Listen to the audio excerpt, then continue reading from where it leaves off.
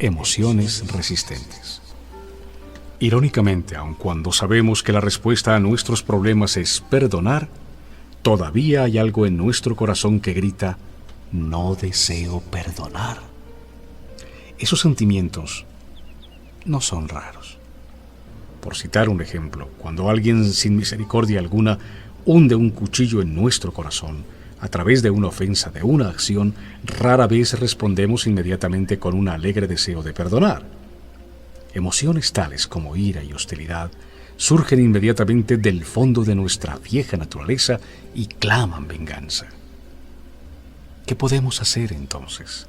Podemos dejar que esas emociones nos esclavicen quizá por el resto de nuestra vida, o podemos pedirle a Dios ayuda para librarnos de ellas para siempre.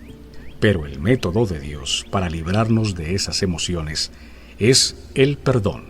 Y el perdón es algo contrario a nuestra respuesta natural, a nuestra reacción normal al ser herido, y para poder perdonar tenemos que hacer algo que no deseamos hacer. Todos somos de la generación del sentirse bien. Nuestro lema de vida es: si te hace sentir bien, hazlo. Pero la vida está llena de cosas que hacemos aun cuando no nos gustan.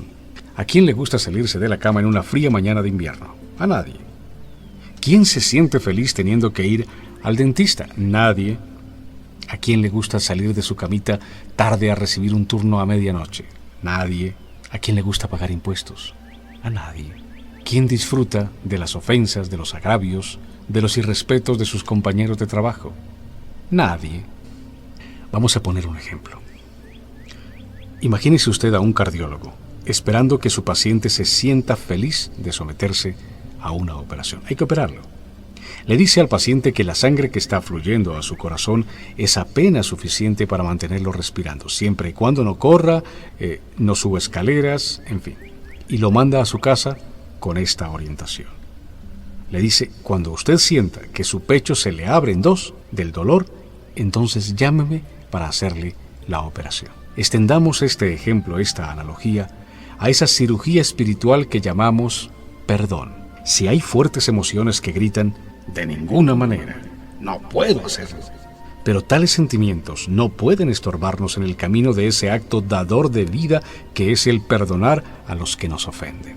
Cuando una mujer ha sido violada, ¿cuánto tiempo tiene que pasar antes de que ella sienta el deseo de perdonar a su atacante? Cuando una mujer ha sido infiel, ¿cuánto tiempo le tomará a su esposo, a su marido, extenderle un amplio y bondadoso perdón? Cuando un conductor borracho atropella en la calle a su hija adolescente, ¿siente usted inmediatamente deseos de perdonarlo? Cuando es un amigo o una amiga el que le falla y le traiciona a sus espaldas, ¿cuándo sentirá usted deseo de correr a perdonarlo o perdonarla? Seamos realistas y admitamos que si esperamos a sentir el deseo de perdonar, puede pasar un larguísimo tiempo antes que ello suceda. Puede pasar todo el resto de nuestra vida sin que lleguemos a sentir el deseo de perdonar y tener emociones que nos hagan sentir confortados con el perdón. Hay veces en la vida en que tenemos que hacer lo que es recto, aun cuando sintamos que nos resulta desagradable. Jesús nos dijo que debemos amar a nuestros enemigos. No importa lo que nos hayan hecho, ni cómo nos sintamos nosotros respecto a ello. Debemos responder con amor a todos los que nos hieren, dándoles el mismo valor que Cristo les da. Él no espera que nos sintamos contentos por nuestros enemigos, pero nos deja a que por nuestra parte hagamos lo recto, aun cuando ello sea contrario a todas nuestras emociones. Cristo es nuestro ejemplo. Cuando las gotas de sudor de sangre corrían por su frente, clamó a su Padre: Padre, si quieres, pasa de mí esta copa. Jesús no deseaba el látigo de sus atormentadores. No deseaba para nada los clavos que traspasaron sus manos y sus pies. No deseaba ser coronado de espinas hundidas hasta las cejas. No deseaba ser burlado, ridiculizado. No deseaba ser crucificado. Pero el Salvador rehusó ceder a sus miedos y ansiedades. Contrario al horror de verse sudar sangre, nuestro Señor hizo lo que tenía que hacer. Dijo sí a la voluntad del Padre. Dijo sí a la crucifixión.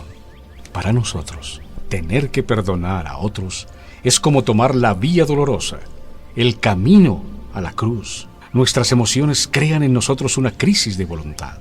En la parte más profunda de nuestro ser, nuestra sensibilidad grita, no.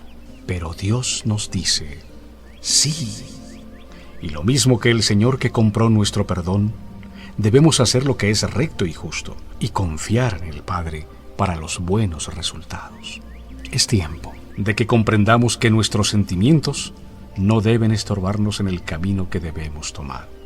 Pero ¿cómo podremos nadar contra la fuerte corriente de nuestras emociones? Debemos rogar a Dios por ayuda. Debemos volvernos a Él en nuestro propio jardín de Getsemaní y decirle, pero no se haga mi voluntad, sino la tuya. Las poderosas emociones humanas que llevaron a Jesús a rogar al Padre que le mostrara otro camino, no le impidieron tomar el camino recto y verdadero cuando debía encaminarse hacia la cruz. Y nosotros tampoco debemos permitir que nuestras emociones nos impidan el cumplimiento del deber, ya que debemos perdonarnos unos a otros. El perdón no es algo que podamos realizar nosotros solos. No tenemos dentro de nosotros el poder o la capacidad de hacerlo. Pero si no le permitimos a Dios perdonar a otros a través de nosotros, nuestros pobres y magros intentos humanos serían vacíos y sin significado. Debemos permitir que la gracia del gran perdonador se manifieste a través de nosotros. ¿Quién mejor que aquel que supo perdonar a toda la humanidad puede ayudarnos a perdonar cuando no sentimos deseos de hacerlo? Jesús es el camino. Debemos perdonar como nos enseñó Jesús.